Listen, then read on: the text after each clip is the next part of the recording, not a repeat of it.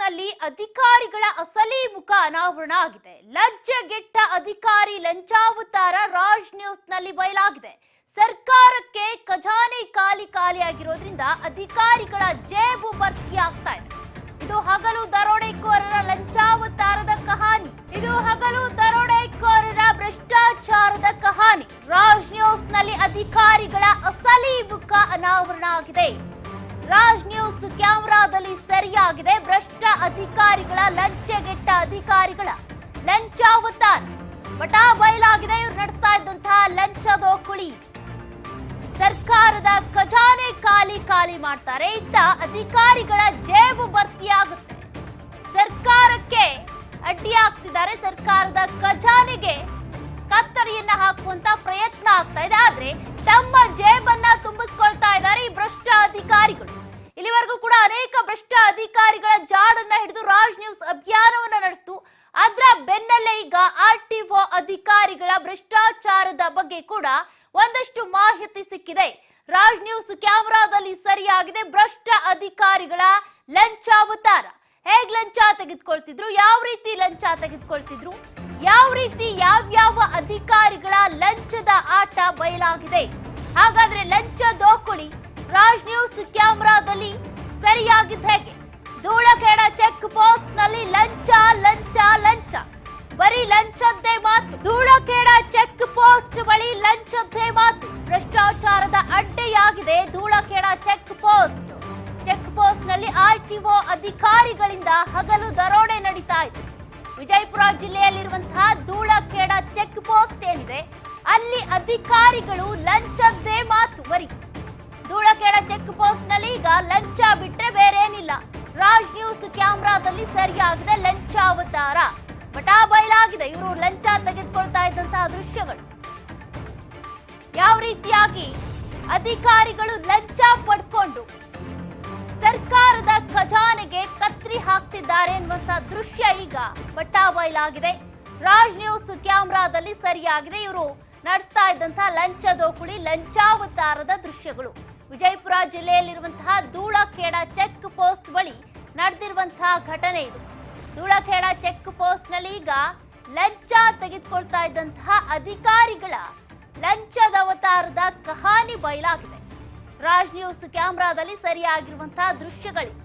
ಭ್ರಷ್ಟಾಚಾರದ ಅಡ್ಡೆಯಾಗಿ ಮಾರ್ಪಾಡಾಗ್ತಾ ಇದೆ Dhulkhed check post.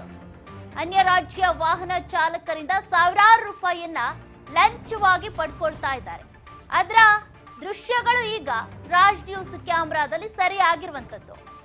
ಲಂಚ ಪಡ್ಕೊಂಡು ವಾಹನಗಳನ್ನ ಬಿಡುವುದು, ವಾಹನಗಳನ್ನ ಚೆಕ್ ಮಾಡಬೇಕಾಗುತ್ತೆ. ಯಾವುದೇ ಅಂತಾರಾಜ್ಯ ವಾಹನ ಬಂದ್ರೂ ಕೂಡ ವಾಹನದಲ್ಲಿ ಏನ್ ಸಾಗಾಟ ಮಾಡ್ತಿದ್ದಾರೆ ಅಂತ, ಮಾಂಸ ಸಾಗಾಟ ಮಾಡ್ತಿದ್ದಾರಾ, ಮರಳು ಸಾಗಾಟ ಮಾಡ್ತಿದ್ದಾರಾ, ಅದು ಅಧಿಕೃತವಾಗಿರುವಂತ ವಾಹನನ, ಅನಧಿಕೃತವಾಗಿರುವಂತದ್ದ, ಯಾವ ರೀತಿಯಾಗಿ ಅನ್ಯ ರಾಜ್ಯಕ್ಕೆ ಹೋಗೋದಕ್ಕೆ ಅಂತ ಬೇಕಾಗಿರುವಂತಹ ಪರ್ಮಿಷನ್ ಇದೆಯಾ, ಪರ್ಮಿಟ್ ತೆಗೆದುಕೊಂಡಿದ್ದಾರ, ಅದೆಲ್ಲವನ್ನ ಕೂಡ ಚೆಕ್ ಮಾಡಬೇಕಾಗುತ್ತೆ. ಆದ್ರೆ ಇಲ್ಲಿ ನಡೀತಾ ಇರುವಂತ ಕಹಾನಿನೇ ಬೇರೆ. ಕಾಸು ಕೊಟ್ರೆ ಸಾಕು ಯಾವ ವಾಹನ ಬೇಕಾದ್ರೂ ಇಲ್ಲಿ ಹೋಗಬಹುದು.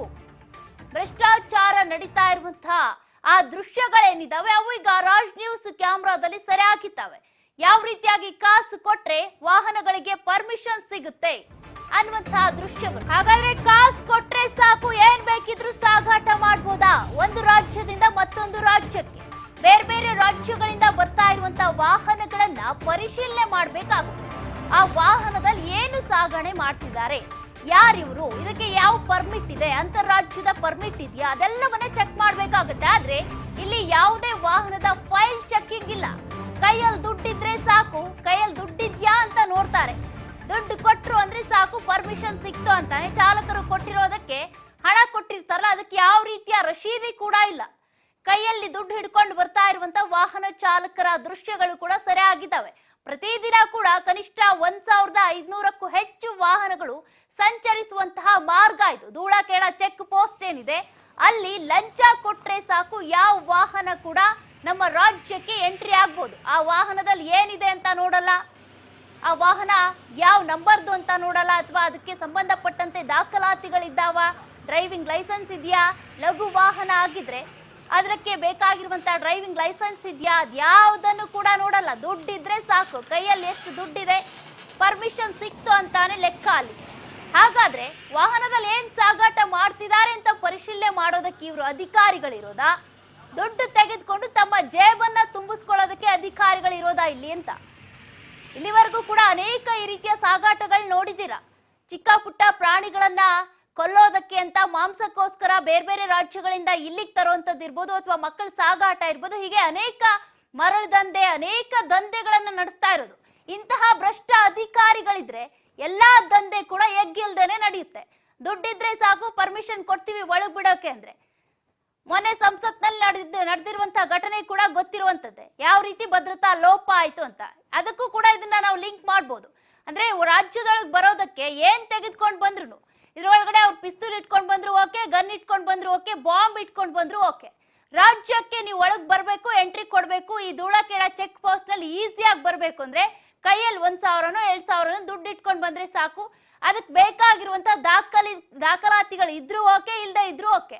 ಹಾಗಾದ್ರೆ ಯಾವ ರೀತಿ ಭದ್ರತೆ ಕೊಡ್ತಿದ್ದಾರೆ, ಯಾವ ರೀತಿ ರಾಜ್ಯಕ್ಕೆ ಸಂಬಂಧಪಟ್ಟಂತೆ ಇಲ್ಲಿ ಅಧಿಕಾರಿಗಳು ಕಾರ್ಯನಿರ್ವಹಿಸ್ತಿದ್ದಾರೆ ಅಂತ. ಚೆಕ್ ಪೋಸ್ಟ್ ನಲ್ಲಿ ಇರ್ಬೇಕಾಗಿರುವಂತ ಅಧಿಕಾರಿಗಳಿಗೆ ಒಂದಷ್ಟು ಜ್ಞಾನ ಬೇಡ್ವಾ? ಹಾಗಾದ್ರೆ ಬೇಕಾಗಿರುವಂತ ದಾಖಲಾತಿಗಳನ್ನ ಪರಿಶೀಲನೆ ಮಾಡ್ಬೇಕು ನಾವು. ಸರ್ಕಾರ ನಮಗ್ ಕೊಡ್ತಾ ಇರೋದೇ, ಸಂಬಳ ಕೊಡ್ತಿರೋದೇ ಅದಕ್ಕೋಸ್ಕರ. ಇವ್ರು ಕೊಡುವಂತ ಚಿಲ್ಡ್ರೆ ಕಾಸ್ಗೋಸ್ಕರ ಕೈ ಚಾಚ್ಕೊಂಡಿರ್ಬೇಕು ಅನ್ನುವಂತಹ ಈ ಭ್ರಷ್ಟ ಅಧಿಕಾರಿಗಳು ಇರೋವರೆಗೂ ಕೂಡ ರಾಜ್ಯ ಉದ್ಧಾರ ಆಗುತ್ತಾ? ಹಾಗಾದ್ರೆ